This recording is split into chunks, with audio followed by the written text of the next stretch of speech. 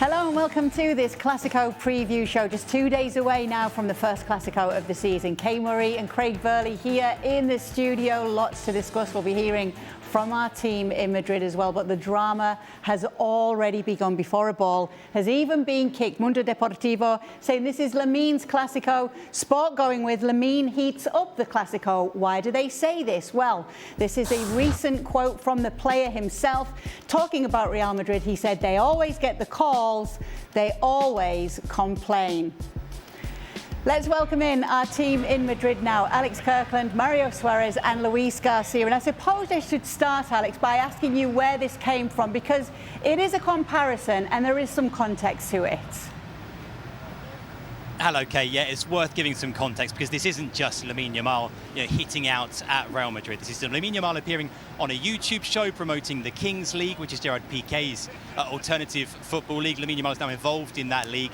He has a team. It's a 20-minute interview in which they cover kind of all kinds of subjects. The tone is light-hearted. He gets lots of things thrown at him. It's quite a kind of informal setting. And one of the questions during that interview is someone saying, it makes kind of a throwaway comment, is this rival team, which is presided over by a very popular streamer here in Spain, are they like Real Madrid? Are they kind of the Kings League version of Real Madrid? And in that context, Lamine Yamal says, yeah, they rob and they complain and things like that. But it's one throwaway line, which, like I say, isn't even directly talking about Real Madrid. Nonetheless, of course, in the context of just a day or two before the Clasico, it's the kind of thing that's going to make headlines. What do we think about this, guys? Luis, do you have any problem with Lamine saying something like this at a time like this? No, I think, yeah, of course, the time is not the best one. I think that right now, Lamine Yamal is under the microscope. Everything that he does, everything that he's going to mention is going to look and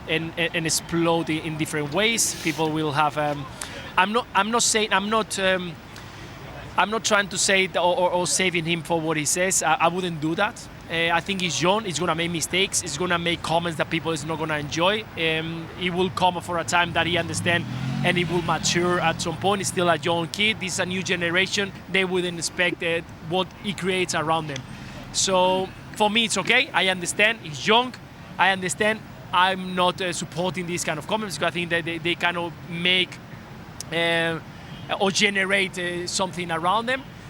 But again, he's young and he will understand that it's better to talk about football, it's better to play football, it's better to be focusing on your job more than be exposed in different situations, because it's been a lot of time happening these kind of things. Mario, is it like a generational It's a new generation, thing? this one. Yeah, I was going to say, like in your day, this kind of format, this kind of setting didn't even really exist in which you would say something in, like I say, in such a kind of informal, relaxed, offhand environment.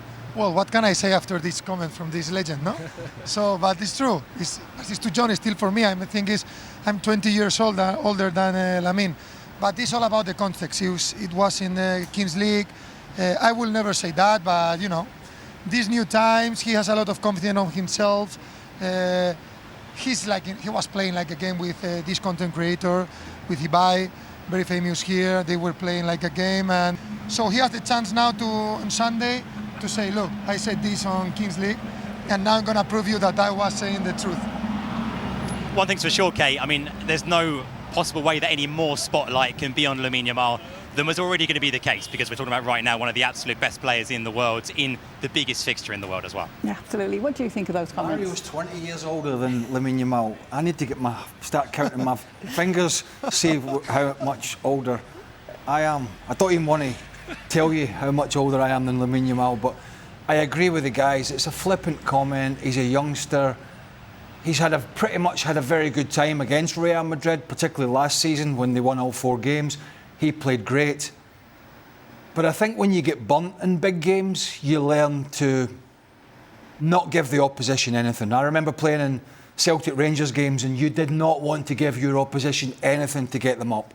And you learn that as you go along, and you learn that in defeat sometimes to think, okay, I've got to let my football do the talking. He has done that, and I think here, he's probably just a throwaway comment. But you know what the media is like these days. Newspapers have always been like it, but the social media picks it up. The newspapers run with headlines, and they will run it as far as they can to take the context of what he said as far as they can to build a story. And sometimes that can annoy other teams, but I think there are bigger fish to fry for Real Madrid than worrying about what Lamine Yamal is saying. The biggest worry for them is actually trying to stop Lamine Yamal on the field. Yeah, Lamine Yamal has not been shy to say things when it comes to El Clasicos. We saw that last season, but then he's delivered as well. And obviously here's another Clasico that we're looking to see if he will deliver, and you wouldn't bet against it. No, and look, you can make these little comments sometimes, but then you have to go and back it up, and he's done that. I mean, I was lucky enough to be at the final Clasico last year with Luis. Real Madrid were 2-0 up. Mbappe was looking sharp and he was looking great. And he's playing at Barcelona, and you could argue that he should have won the Ballon d'Or, but you know, Ousmane Dembele won it, who was great. But you could put that up for an argument. So as a teenager, he's pretty much done a lot, done more than most will do in a whole career. But what I find amazing is he's thus far in his career, he's not been fazed by anything. But for people that have played the game for a while, like the lads in Spain and myself, there are always times in your career where things take a turn for the worse. Whether it be results, whether it be form, whether it be performances, whether it be injury. And it's at those times you have to roll your sleeve up and you have to dig deep mentally to get back to where you were. Thankfully for him and most of the youngsters, it's been an upward curve thus far. But trust me, unfortunately, when you have a long career, these moments come along where you are really tested, and it's usually mentally. And you know, Pedri's been through it. You know, with injury, we've seen Ansu Fati, who was going to be the next star at Barcelona, really struggle with injury and form. And these things are really sent along to test you. It's been a young career for him. There's been a lot of highs, and when he finds that low, and when that low comes, he's going to have to dig deep to get out of it. But thus far, everything he touches pretty much is turning to gold. And of course, Alex, he himself is back from a recent injury and hoping to make up for some of the other injuries in this Barcelona team right now. Yeah, it's been an injury-disrupted season for Barcelona so far in a number of key positions, and the big one, of course, is Lamine Yamal, because he's, you know, arguably the best player in the league. And when he's absent, you notice, even if Barca have done, you know, more or less well to compensate for his absence at times. But there's no doubt the focus is going to be on him. And like Craig says, the thing from him is that nothing has appeared to faze him so far. Nothing has seemed to distract him so far. Whatever headlines there are about whatever goes on or off the pitch, he seems to play with an incredible freedom, Luis, given the incredible pressure that is on his shoulders at such a young age. I think he's not conscious about it. I read the other day, well, actually, it was Mario talking with Villa in his podcast, and Villa was saying, I think he's not conscious because if you are conscious about the pressure that is around you, what involved what you are doing playing for Barcelona and trying to win all the trophies, then you realize and you feel the pressure and you will be shaking your legs. I think that he's still not being conscious. He's a youngster that is playing and having fun. It's like playing with mates. He's surrounded by young players. Let's don't forget they are Balde, Pedri, Gavi. They are young players, and it's easier to understand him that he's enjoying like he's playing on the streets. And that means that when he's on the field, he's just enjoying, just having fun, and he doesn't feel the pressure. And that's something good. And hopefully he can keep it for quite a long period, because in the moment he realized that he needs to deliver every single weekend, that everyone is expecting of him to perform at the highest level, is when he can come kind of itchy, and we'll have to see if he's ready for the challenge, ready to cope with all that pressure. But so far, I think he's been really, really impressive. Even with the last injury, you can see that he's enjoying. He wants to have the ball. He wants to. Of course, he's still not sharp enough because he's been quite a few weeks stopping. But again, I think he's enjoying, and it's a joy to watch. And that's the thing, Kay. It's not just that he doesn't feel the pressure or appear to feel the pressure. He appears to actively enjoy and thrive on that pressure, and that's something really special. Yeah. Yeah, I mean, I got one of the things I want, if I may, just ask the two lads there, talking about Lamine Yamal. If you think about the early season Real Madrid left back Carreras, he's done pretty well, but he had a very dramatic Madrid derby, didn't he? He really struggled along with Huijsen in there, who may or may not be fit. But how are Real Madrid going to deal with Lamine Yamal in terms of Carreras is going to be nervous because of his performance against Madrid when they get walloped by 5 goals. How's he going to cope getting into this game? Go on, Mario. What do you think about Lamine versus Carreras as a one-to-one battle? I think when you face a player like Lamine Yamal, it's not a question of 1v1. I think Carreras will need help from the defenders, from the midfielders, to pay more. There are players that you have to pay more attention. Even Pedri in the midfield is not 1v1. You have to work as a team, defend as a team, and because Lamine Yamal, I think he's able to face any defender and to win that duel, you know. So I think Carreras will need the help from Tchouaméni, for example, from Hausen or Asensio, the player who is going to play there. And Carreras is not going to be able. He's going to be able to win some duels, but he's not going to be able to defend 90 minutes 1v1 against Lamine Yamal, because Lamine Yamal is one of the best players in the world. For me, even he's not sharp enough, but Real Madrid, if they want to win, they are gonna need to work as a team, as a unit, and not just individuals.